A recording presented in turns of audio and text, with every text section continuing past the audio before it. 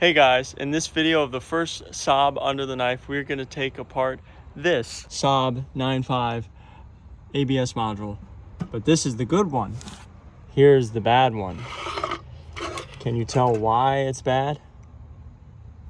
So we got this from eBay and swapped over the pump and the module was okay.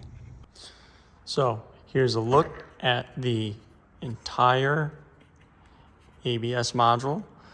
So this is the ABS pump and this is the actual module, the brain part of this system.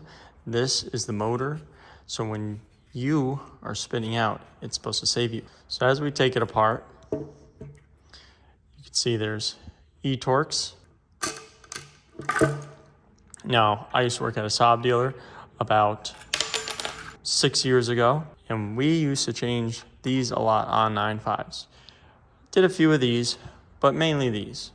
This car, as you can tell, the brake fluid was very bad, and what happened was it was sticking the calipers because brain tells the brakes which wheel to apply more or less braking to when you slam on the brakes. So you come into a skid, it senses wheel speed for each wheel. And if one of them spins or doesn't react in parallel to all the others, it senses a slip and will apply more or less braking depending on your yaw rate sensor and steering angle sensor in the steering wheel, where you are to assume what is happening to the car to stop you from skidding out of control. So there's little valves in here that the fluid gets pressurized to very fast, faster than you can apply the brake pedal yourself. And it can go to a specific wheel and just lock up that wheel. So the valve in there needs clean brake fluid.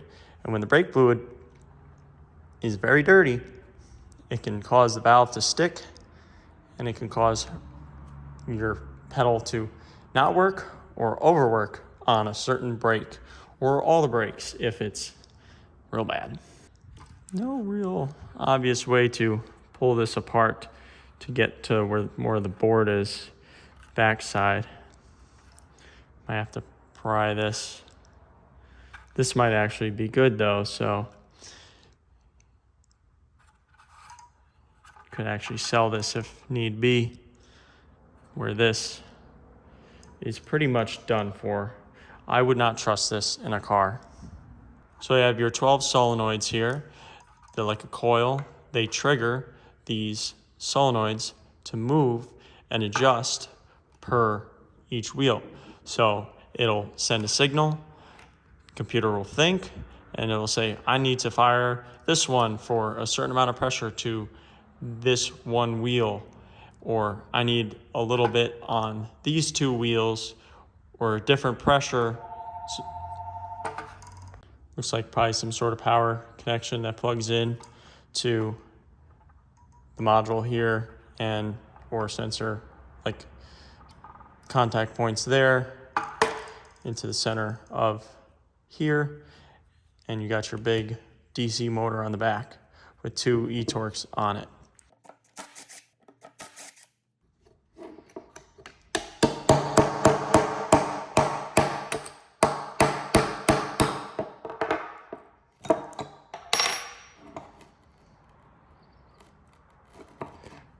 Magnets are pretty strong.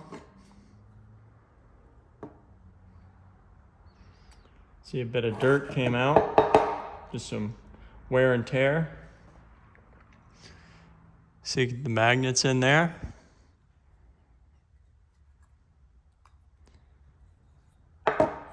And your motor, your windings.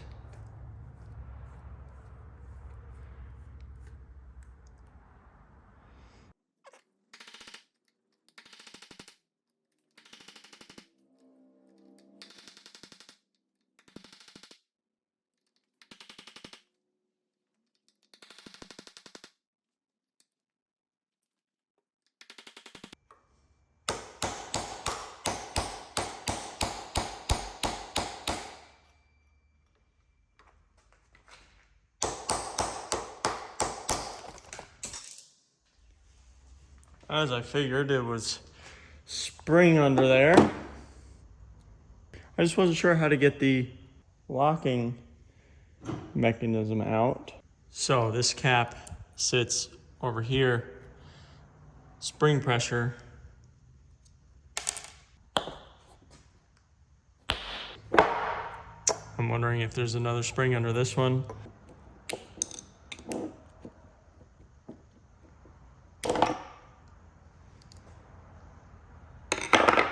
Pins can fall out because they are like a switch.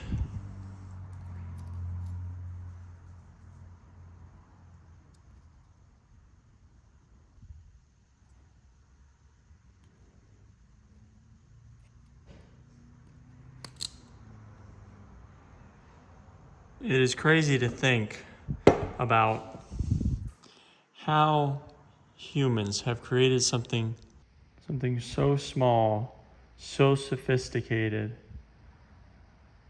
You can do so much, like computer chips. I wonder if this is a little processor. Ends are soldered to this little board. All the little trails on how each one of these little lines. Usually I'm no professional at circuits and stuff like these little boards like this. I had the understanding that they kind of lead to what they do, you know. It's like wiring in a way of, you know, you can almost trace that pin here goes down, and you know, it's just amazing that we can make something so small like that work.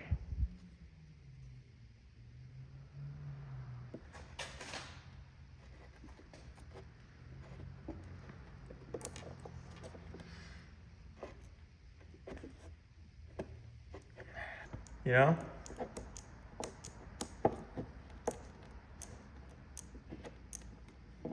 So, as you see when I push this in, so this is the power, then this little motor.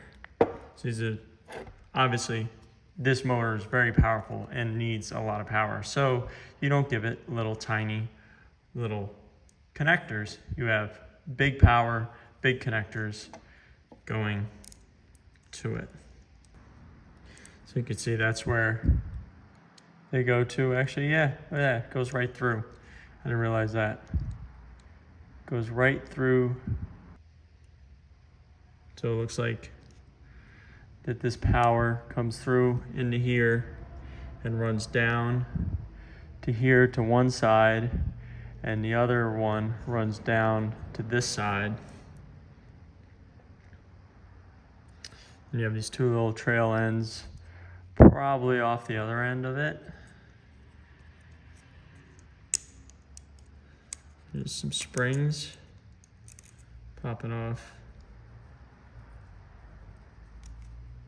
Pop this out of there.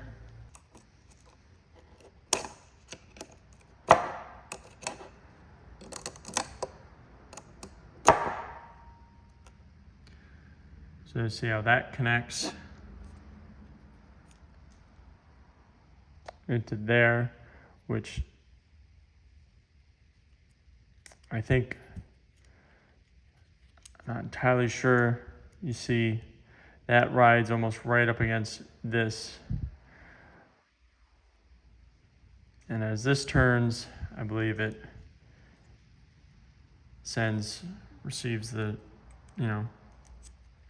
the juice through that wire into here, which I wonder if that's how the motor makes, its current. I am doing stuff that I know, and then I'm exploring here and looking at some stuff I don't really know. So I took the other cap off, and it works the same way where I couldn't pull it up. So I hammered it in to a point that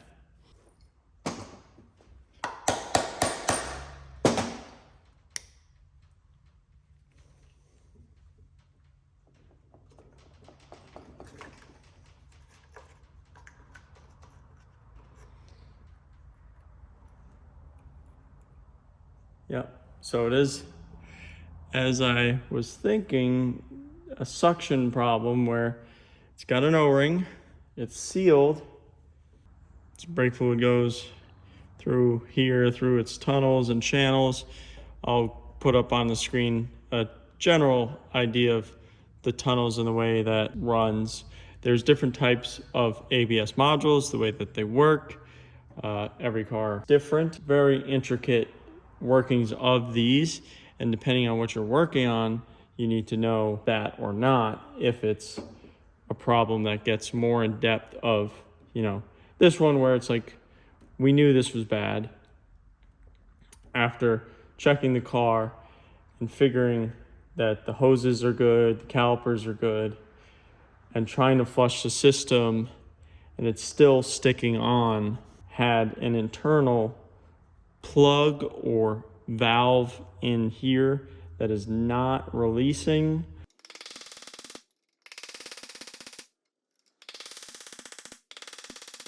Looks like there's another spring under there and another plunger. But instead, it kind of pried behind it. You can see the sensor, it's starting to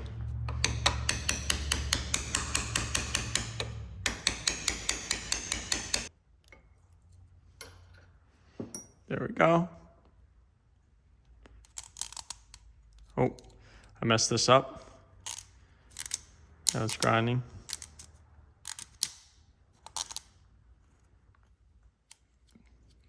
Bearing.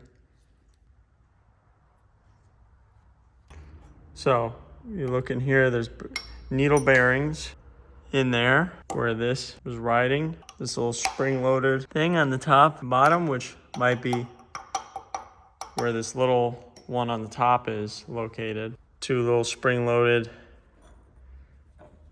springs here and there. So I'm getting down here and it looks like this is an O-ring, but I'm seeing, I think I see one of these little balls, but I don't know how to take these out. I don't know if there's a tool. They might not be. They might be one of those things that are non-serviceable once they're like smushed together. So, you know, so the ball is out. It almost looks, you can almost see like a Torx Plus in there. So I wonder if it's like a screw that I could unscrew the plug and get it out.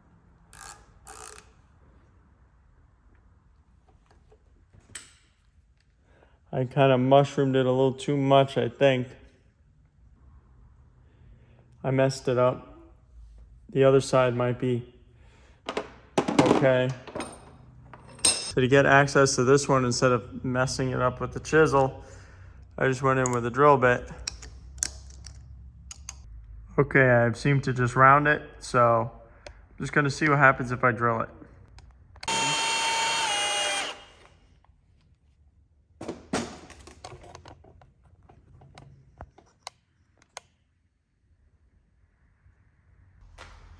All right, guys, we got that one under the knife.